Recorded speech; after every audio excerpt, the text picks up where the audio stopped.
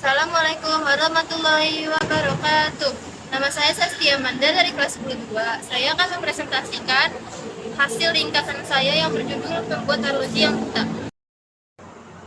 Semesta yang kita tahu adalah potongan kecil dari semesta yang sesungguhnya. Kali ini kita akan membahas tentang hal yang kompleks. Suatu hal yang kompleks adalah struktur heterogen. Hal yang kompleks adalah hal-hal yang bagian pembentukannya disusun dengan cara yang tidak mungkin timbul akibat kebetulan semata. Dan setelah berargumen, jawaban yang didapatkan ialah hal-hal rumit memiliki sifat yang mustahil diperoleh lewat kebetulan acak mata. Dawkins berargumen dengan insinyur bagaimana cara kerja mesin uap. Insinyur ini menjawab dengan secara umum. Bukannya merasa puas, ia malah semakin penasaran dibanding sebelumnya. Lalu, perilaku sebuah komputer dapat dijelaskan dalam kerangka interaksi antara genang-genang elektronik semikonduktor, dijelaskan oleh fisikawan pada level yang lebih dalam lagi. Namun, untuk tujuan umum fisikawan tersebut hanya membuang-buang waktu. Jika kita ingin memahami cara kerja komputer, lebih baik awalnya disajikan setengah lusid komponen utama, lalu kita lanjut dengan susunan internal. Seleksi alam adalah membuat arloji buta. Mengapa? Karena ia tidak melihat ke depan tubuh atau organ yang hidup. Bisa dibilang telah dirancang dengan baik karena organisme itu mampu mencapai suatu tujuan balik ke kelelawar. Tidak benar jika kita menganggap semua kelelawar itu sama. Tidak semua kelelawar itu sama menggunakan ekologi, contohnya Rosetus. Cara menggunakan cara yang berdecap-decap dengan kuat dan ritmis teorinya semakin tinggi. Nada-nada titik suara semakin baik untuk sonar yang akurat.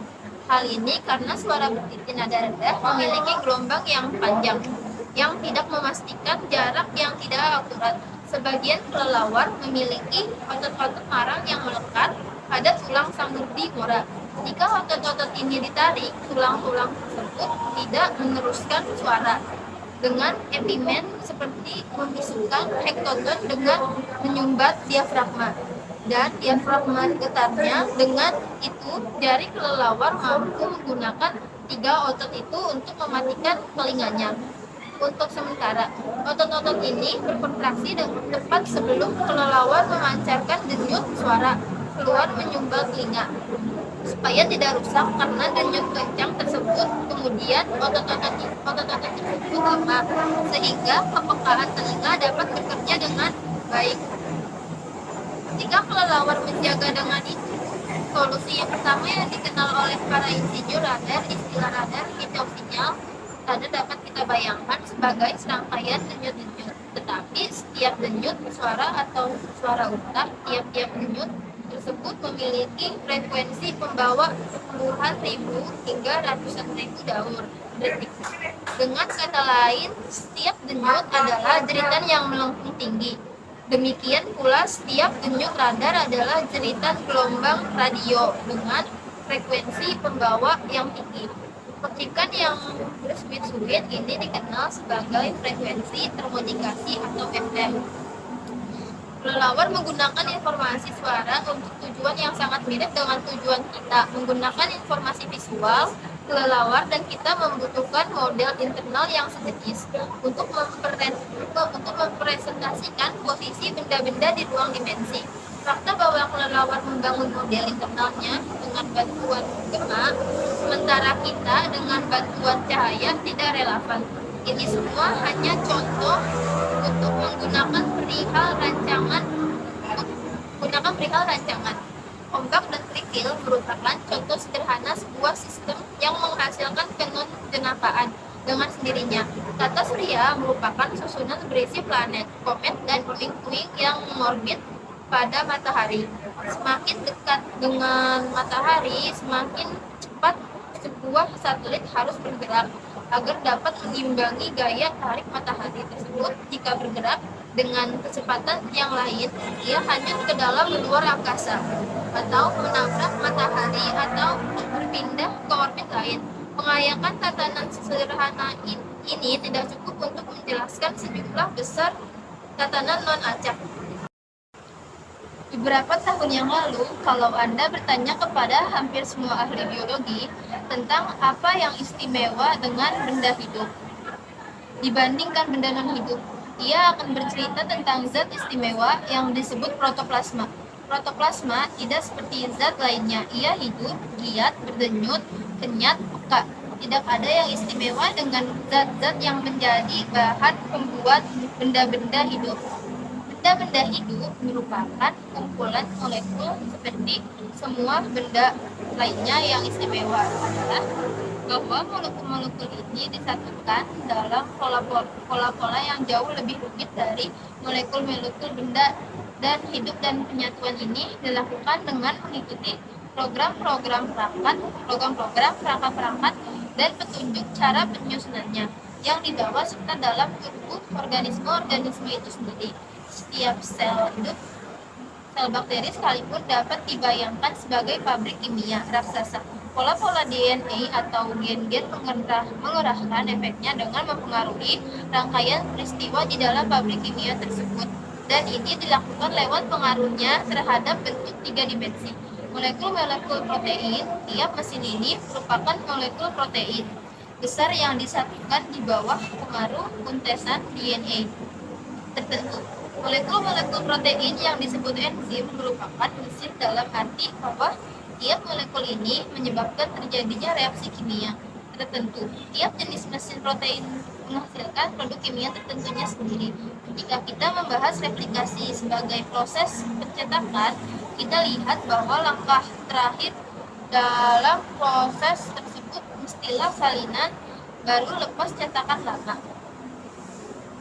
Salah satu topik utama bab ini adalah mukjizat. Dan apa maksudnya? Mukjizat adalah kemunculan luar biasa yang tak disangka-sangka. Seleksi kumulatif adalah kunci dari semua penjelasan modern tentang kehidupan. Seleksi kumulatif menjajarkan peristiwa mujur yang dapat diterima di bab ini. Yang kita tanyakan adalah seberapa mustahil, seberapa ajaib suatu peristiwa itu boleh kita dalilkan. Jadi ada level-level keberuntungan ini yang tidak hanya terlalu besar bagi imajinasi manusia yang lemah ini, tetapi juga terlalu besar untuk kalkulasi tentang asal mula kehidupan.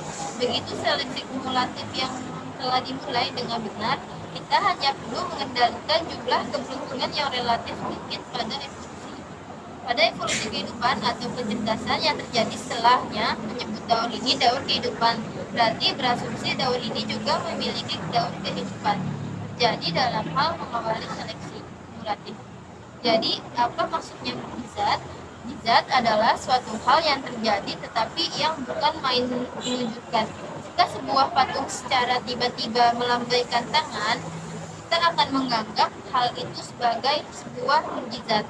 Karena dalam pengetahuan kita, sebuah patung tidak bisa melakukan itu. Evolusi telah melengkapi otak kita dengan kesadaran subjektif otak kita untuk menilai probabilitas yang dapat terjadi dalam masa hidup kita yang singkat ini. Jika memang ada makhluk dengan masa hidup sejuta abad, mereka sudah akan menduga bahwa sesekali satu sempurna akan mereka terima dan tidak akan kesulitan untuk merasa biasa saja.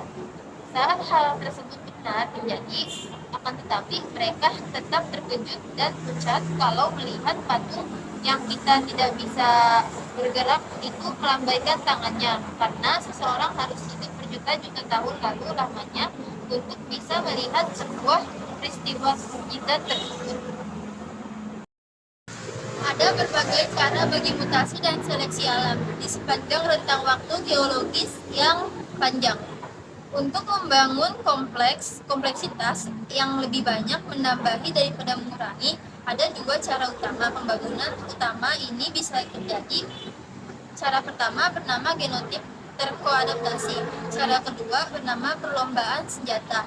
Keduanya sekilas saling berbeda, tapi keduanya berada di bawah tajuk yang sama. Salah satu hal utama yang pastilah terjadi di masa awal evolusi organisme hidup adalah meningkatnya jumlah gen yang ikut serta dalam kerjasama semacam itu. gen yang dimiliki bakteri jauh lebih sedikit dari hewan dan tumbuhan. Peningkatan ini mungkin muncul lewat berbagai jenis duplikasi gen. Duplikasi di dalam spesies tersebut bukan satu-satunya cara meningkatnya jumlah gen-gen bekerja sama di evolusi. Kejadian yang lebih langka lagi tapi mungkin tetap sangat penting adalah penggabungan sebuah gen dari spesies lain ke spesies lainnya.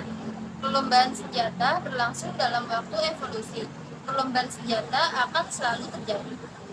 Ciri ledakan yang relevan dengan pembahasan kita adalah hal yang oleh para insinyur diistilahkan umpan balik positif.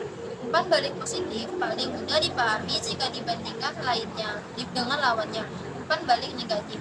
Umpan balik negatif merupakan dasar dari sebagian besar proses kontrol dan pengaturan otomatis.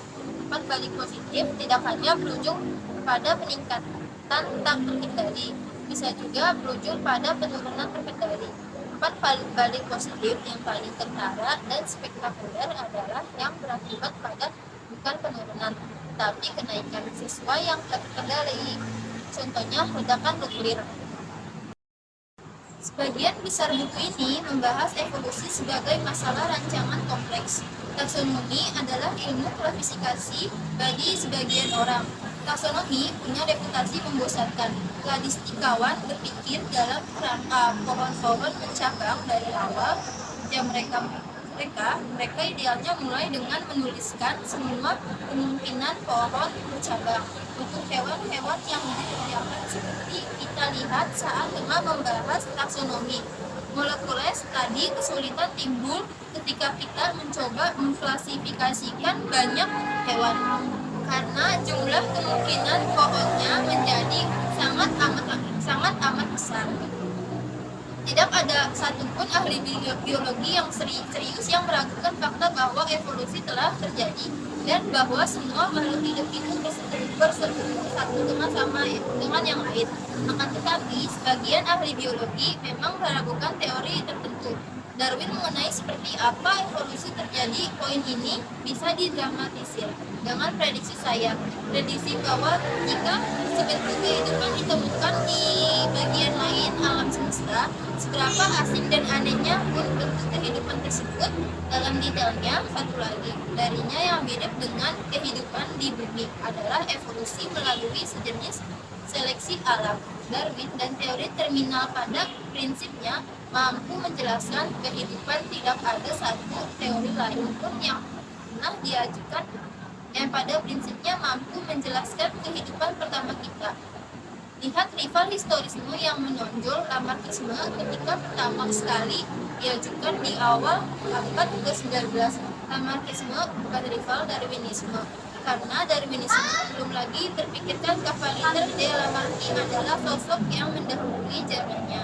Ia salah satu cendekiawan abad ke-18 yang mendukung evolusi sekarang ini. Kita beralih ke prinsip guna dan tak guna.